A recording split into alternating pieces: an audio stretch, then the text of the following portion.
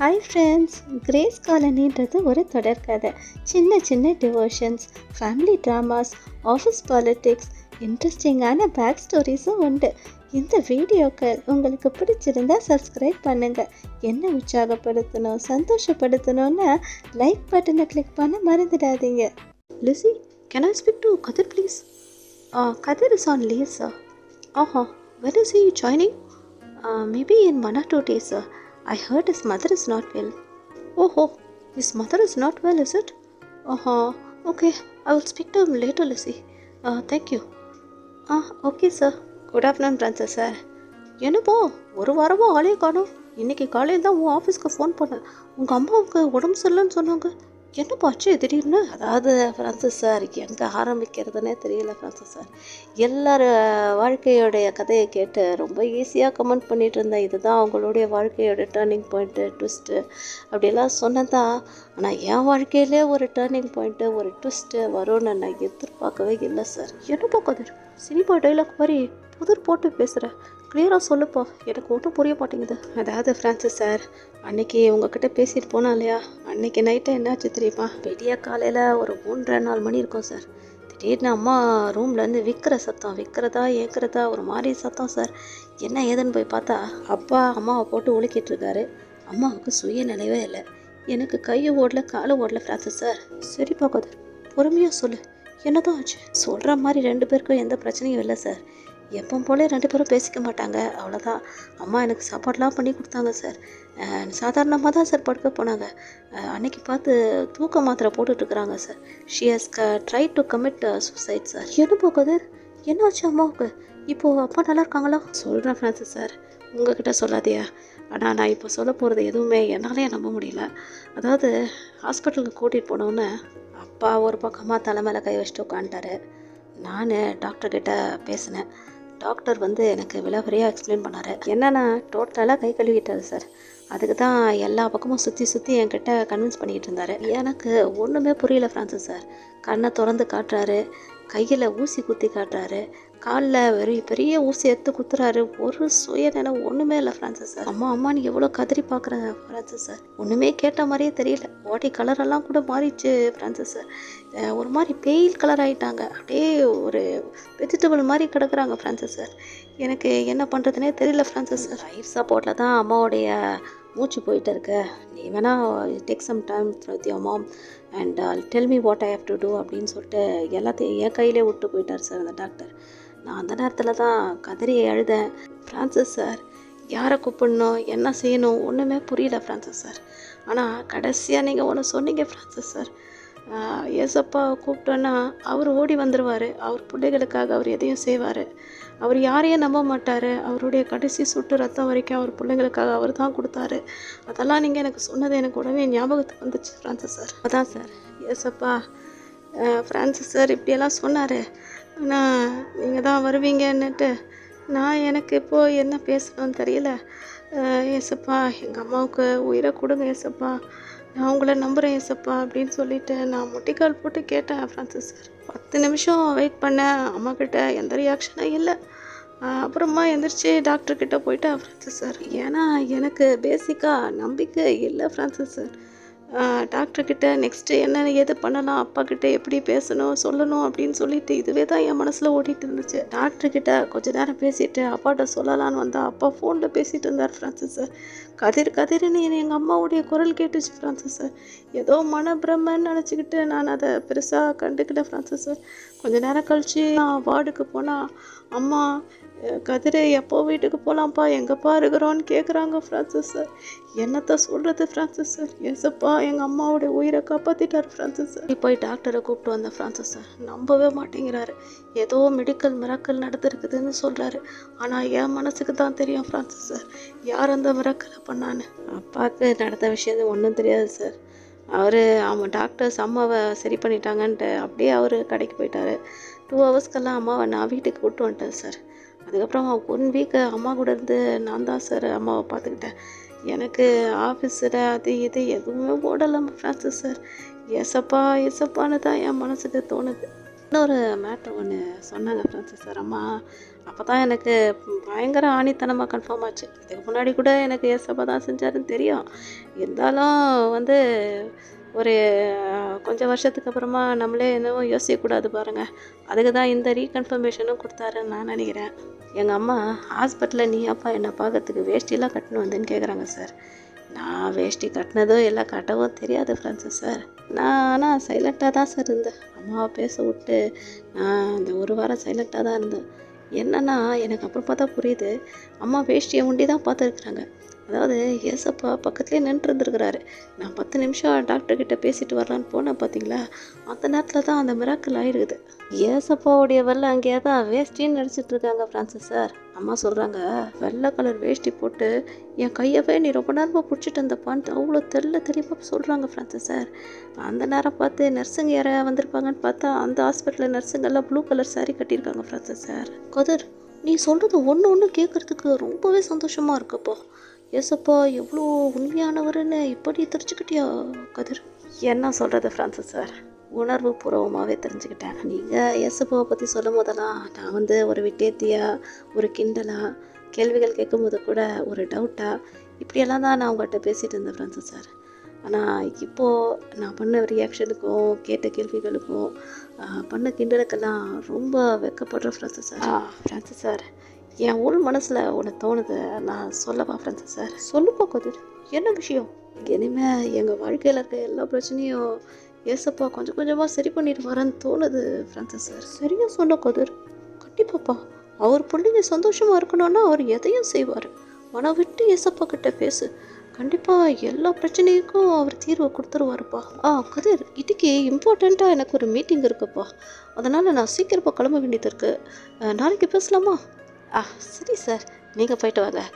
நான் ஒரு 10 நிமிஷம் கழிச்சு கிளம்பிக்கிறேன். சரி சார், பாய் ஏசப்பா. வாய் விட்டு வார்த்தைகளாக சொல்லாட்டி போனாலும் என் மனசுலேருந்து நான் பேசுறது கண்டிப்பாக உங்களுக்கு கேட்கணுன்னு தான் நான் நம்புகிறேன் ஏசப்பா. உங்களை ரொம்ப கிண்டல் பண்ணிகிட்டு இருந்தேன். ஆனாலும் ஏசப்பா, நீங்கள் எங்கள் அம்மாவுக்கு உயிரை கொடுத்தீங்க. நீங்கள் உயிருள்ள தேவன். நீங்கள் எங்களுக்காக ரத்தம் சிந்தினீங்க. எல்லாத்தையும் நான் நம்புகிறேன் ஏசப்பா. நான் என்ன சொல்ல வரேன்னா ஏசப்பா, அதாவது சாபம் அது இதுன்னு எங்கள் குடும்பத்தில் இருக்கிறது பரிகாரம் பண்ணிக்கிட்டு இருக்காங்க. இதெல்லாம் எனக்கு ஒரு புதுசு கிடையாது. ஆனால் சாபத்தோடைய ரீசன் எப்போ தான் ஏசப்பா எனக்கு தெரிய வந்துச்சு. ஃப்ரான்சிஸ் சார் கூட அடிக்கடி சொல்வார் இல்லை ஏசப்பா, நீங்கள் எதுனாலும் எந்த சுச்சுவேஷன்னாலும் ஏசப்பா தான் நம்மளுக்கு வருவாருன்னு. எனக்கு எங்கள் அம்மா அப்பா ஒழுங்காக பேசி சகஜமாக இருந்து நான் பார்த்ததே இல்லை ஏசப்பா. எங்கள் அம்மா அப்பா மாத்திரம் நீங்கள் சரி பண்ணிட்டீங்கன்னு வைங்க ஏசப்பா. சரி பண்ண உங்களால் முடியும். நான் சொல்கிறேன், 1 வருஷம் ஏசப்பா உங்களுடைய சன்னிதானத்தில் நான் எதுனாலும் வேலை செய்கிறேன் ஏசப்பா. பார்ட் டைம் மாதிரி எப்போனாலும் எனக்கு டைம் கிடைக்க வந்து உங்கள் சன்னிதானத்துக்கு வந்து நான் வேலை செய்கிறேன் ஏசப்பா. ஏதோ வாய்க்கு வந்த மாதிரி ஏதோ சொல்கிறானே அப்படிலாம் நீங்கள் நினைக்காதீங்க ஏசப்பா. நான் சொன்னேன்னா எப்படியாவது டைம் பண்ணி நான் சொல்கிறத செய்வேன் ஏசப்பா. இவங்க கதை ஒரு பக்கமாக இருக்கு. என்ன பேட்டா, ரொம்ப டீப்பாக திங்க் பண்ணிக்கிட்டு இருக்க? இது உட்காரெல்லாம் காலி ஆயிடுச்சா? டாடி, கொஞ்ச நாள் இந்த யூடியூப்பு அதெல்லாம் விட்டுட்டேன். கொஞ்சம் ஜாஸ்தியான மாதிரி இருக்கு எனக்கு. அப்படியா? சரி, என்ன ரீசன் பேட்டா? நீ பாட்டுக்கு பண்ணி வச்சிடுற, எல்லாத்தையும் நான் தானே சாப்பிட்றேன்.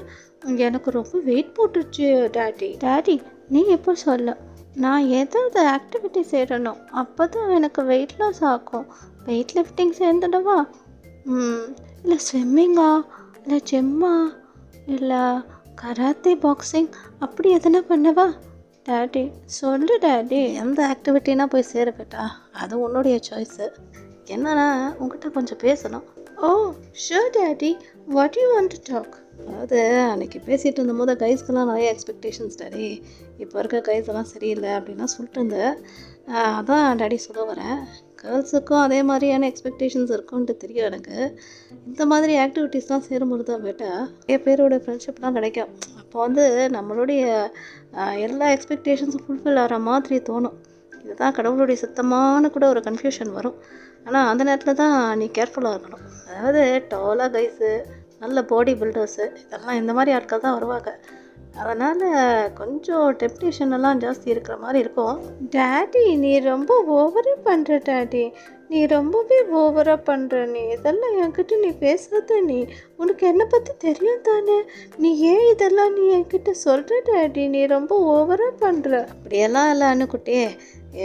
இன்னும் டேடியோட கடமை இல்லை, அதுக்கு தான் சொல்கிறேன்.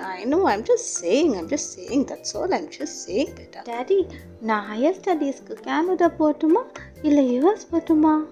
எந்த இடம்னு டிசைட் பண்ணுறதெல்லாம் ஒரு பக்கம் இருக்கட்டும். Did you pray about it? என்ன டேடி நீ பேசுகிற? நீ தான் பர்மிஷன் கொடுக்கணும்னு நான் ப்ரே பண்ணேன். நீ தான் பர்மிஷனும் கொடுத்துட்ட. இப்போது எந்த இடம்னு நான் தானே டிசைட் பண்ணணும். பாரு பேட்டா, every step you have to ask God. நீ சொல்லலாம் அவர்கிட்ட, எனக்கு இந்த கோர்ஸ் படிக்கணும்னு ஆசையாக இருக்குது, எனக்கு இந்த இடத்துல போய் என்னோடய எஜுகேஷன் பண்ணணும்னு எனக்கு ஆசையாக இருக்குது. இதெல்லாம் உன்னுடைய ஆசைகள், நீ அதை சொல்லலாம் அவர்கிட்ட. ஆனால் அதே நேரத்தில் அவருடைய சித்தம் என்னன்னு நீ தெரிஞ்சுக்கணும் இல்லை பேட்டா. அதுக்கு நீ அவர்கிட்ட கேட்க தானே செய்யணும். சித்தமா? அப்படின்னா என்ன டேடி? அதாவது அனுக்குட்டி, உனக்கு கிளியராக எக்ஸ்பிளைன் பண்ணோன்னா, கடவுள் வந்து நிறைய திட்டங்கள் வச்சுருக்காரு. அவருடைய திட்டங்கள் வேறு, அவருடைய சித்தம் வேறு. சித்தம்ன்றது அவருடைய விஷஸ். எல்லோரும் நல்லா படிக்கணும், நல்ல ஃப்யூச்சர் லீட் பண்ணணும், நல்ல ஃபேமிலி லைஃப் லீட் பண்ணணும் அப்படின்னு பொதுவான திட்டங்கள். அது தேவனுடைய திட்டம். அதே நேரத்தில் ஒவ்வொரு தனிப்பட்ட நபருக்கும் அவருடைய சித்தம்ன்றது ஒன்று இருக்குது, அதாவது அவருடைய விஷஸ். அணுக்குட்டி இந்த கோர்ஸை இந்த இடத்துல அவளுடைய எஜுகேஷனை முடித்தா அவளுடைய ஃப்யூச்சர் நல்லாயிருக்கும் அப்படின்றது அவருடைய சித்தம். அதே மாதிரி உன்னுடைய அக்கா இருக்காங்களே கஸ்தூரி, இந்த நபரை தான் கல்யாணம் பண்ணணும், அதுதான் என்னுடைய சித்தம். அப்போ தான் அவளுடைய ஃபேமிலி லைஃப் ரொம்ப சூப்பராக இருக்கும் அப்படின்னு சொல்லிட்டு தேவன் ஒரு சித்தத்தை வச்சுருப்பார். உன்னுடைய எஜுகேஷனாக இருக்கட்டும், இல்லை அக்காவுடைய மேரேஜாக இருக்கட்டும், எதுவாக இருந்தாலும் தேவனுடைய சித்தம், அதாவது அவருடைய விஷ் என்னன்னு தெரிஞ்சுட்டு நம்ம செஞ்சோன்னா அவருடைய ப்ரெசன்ஸு, அவருடைய பிளெஸ்ஸிங்ஸ், அவருடைய ப்ரொடெக்ஷன் எப்பயும் நம்ம கூடயே இருக்கும். அதனால தான் டேடி எப்பயும் உன்னை இன்சிஸ்ட் பண்ணிக்கிட்டே இருக்கு. எவ்ரி ஸ்டெப் கீப் ப்ரேயிங் பேட்டா, ask him and then you decide. Don't enter into wrong relationship. Don't make any wrong decisions. எல்லாத்துக்கும் எஸ்அப்பாவை கேளு. இதுக்காக தான் டேடி உங்ககிட்ட இன்சிஸ்ட் பண்ணிக்கிட்டே இருக்கேன். இப்போ உனக்கு புரியுதா பேட்டா? புரியுது டேடி. எஸ்அப்பாவுடைய விஷயம் என்னன்னு கேட்டு அப்புறமா நம்ம வந்து டிசைட் பண்ணணும். அப்போ தான் அவருடைய வெளில நம்ம கரெக்டாக இருக்க முடியும். அப்போ தான் அவர் he will be happy with whatever we are doing and we can fulfill his purpose also. அதுதானே நீ சொல்ல வர? எக்ஸாக்ட்லி பேட்டா, நீ எவ்வளோ அழகாக புரிஞ்சுக்கிட்ட. I am very proud of you அனுக்குட்டி. டேடி கஸ்தூரி கூப்பிட்றான்னு நினைக்கிறேன். நான் இதை வந்துடுறேன் பேட்டா. வரேன் பேட்டா. என்ன பேட்டா, என்ன விஷயம்? சும்மா பேசலான்னு தான் கூப்பிட்டேன் டேடி. ஓ மேரேஜ் மேட்டராக நீ ப்ரே பண்ணிட்டு தானே இருக்க பேட்டா? ஆமாம் டேடி, ஆனால் ரொம்ப கன்ஃபியூஷனாக இருக்குது. கன்ஃபியூஷனா? என்ன விஷயம்? ஆஃபீஸில் என்னுடைய 2-3 ஃப்ரெண்ட்ஸுக்கும் வரன் வீட்டில் பார்த்துட்ருக்காங்க டேடி. ஆனால் அவங்க பேசுகிற விதெல்லாம் பார்த்தா ஒரு மாதிரி விரக்தியாக இருக்குது டேடி. விரக்தியாவா? கல்யாணத்தை பற்றியா? ஐயோ, ஒருத்தி அன்னைக்கு சொல்லிக்கிட்டு இருந்தா அவங்க அம்மா அப்பா 24/7 சண்டை தான் போட்டுட்ருப்பாங்களாம்.